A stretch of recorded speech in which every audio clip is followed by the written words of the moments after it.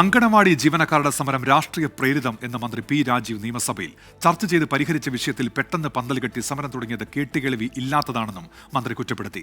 സമരമെന്ന് കേട്ടാൽ CPIM-ന് പരിഹാസമാണെന്നും തൊഴിലാളി വർഗ പാർട്ടി മുതലാളിത്ത പാർട്ടിയായി മാറിയെന്നും പ്രതിപക്ഷ നേതാവ് VD സതീശൻ വിമർശിച്ചു.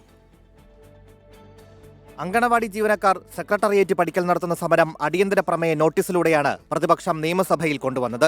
അങ്കണവാടി ജീവനക്കാരുടെ പ്രശ്നങ്ങൾ സംബന്ധിച്ച് ഈ മാസം 16-ന് ചർച്ച നടത്തി തീരുമാനങ്ങൾ കൈക്കൊണ്ടതാണ്.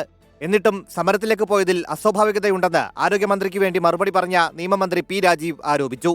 എവിടെയെങ്കിലും ഇങ്ങനെ ഒരു കരാറോ ഒരു തീരുമാനം എത്തിക്കഴിഞ്ഞാൽ ആ തീരുമാനം പരിശോധിക്കുമ്പോൾ 6 മാസം കഴിഞ്ഞാൽ യോഗം ചേരുമെന്നത് ഉൾപ്പെടെ തീരുമാനിച്ചാൽ പിറ്റേ ദിവസം പമ്പര് കെട്ടി സമരത്തിനിറങ്ങിയ ചരിത്രം എപ്പോഴെങ്കിലും ഉണ്ടായിട്ടുണ്ടോ? ട്രേഡ് യൂണിയന് ഏതെങ്കിലും കാലഘട്ടത്തിൽ സമരത്തിലേക്ക് പോകാം.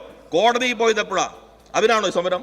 അങ്കണവാടി ജീവനക്കാരോട് അനുഭവമുണ്ടെന്ന് പറയുന്ന സർക്കാർ വേതനം കൂട്ടണം എന്ന കോടതി വിധിക്കെതിരെ അപ്പീൽ പോയത് എന്തിന് എന്നായിരുന്നു പ്രതിപക്ഷത്തിന്റെ ചോദ്യം.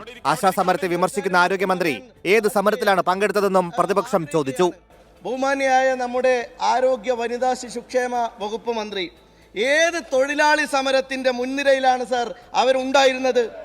എത്ര സമരങ്ങളിലാണ് സർ അവർ അറസ്റ്റ് വരിച്ചത്? എത്ര പോരാട്ടങ്ങളിലാണ് സർ അവർക്ക് പരിക്കു പറ്റിയത്? എത്ര തവണയാണ് സർ അവർ ജയിൽവാസം? ഈ പരാമർശം ഭരണപക്ഷത്തെ ചൊടിപ്പിച്ചു.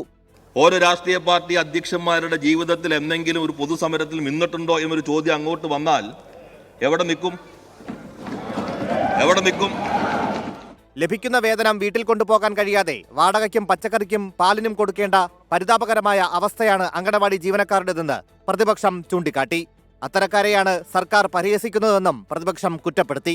ഒരു മാസം ഈ കഠിനാധ്വാനം ചെയ്ത് കിട്ടുന്ന പൈസ വീട്ടിൽ കൊണ്ടുപോകാൻ പറ്റുമോ? എന്ത് ചെയ്യണം? സ്വന്തമായി കെട്ടിടമില്ലാത്ത വാടകയ്ക്ക് പ്രവർത്തിക്കുന്ന കെട്ടിടത്തിന്റെ വാടക ഇവർ കൊടുക്കണം. ഇവർ രണ്ടുപേരും കൂടി കൊടുക്കണം. പച്ചക്കറിയുടെ അഡ്വാൻസ് ഈ പാവങ്ങൾ കൊടുക്കണം. മുട്ട വാങ്ങിക്കാനുള്ള അഡ്വാൻസ് ഇവർ കൊടുക്കണം. പാല് വാങ്ങിക്കാനുള്ള പൈസ ഇവർ കൊടുക്കണം.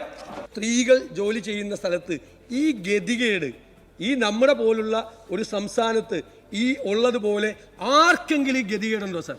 അടിയന്തര പ്രമേയത്തിന് അനുമതി നിഷേധിച്ചതോടെ പ്രതിപക്ഷം നിയമസഭയിൽ നിന്നിറങ്ങിപ്പോയി. 24 തിരുവനന്തപുരം.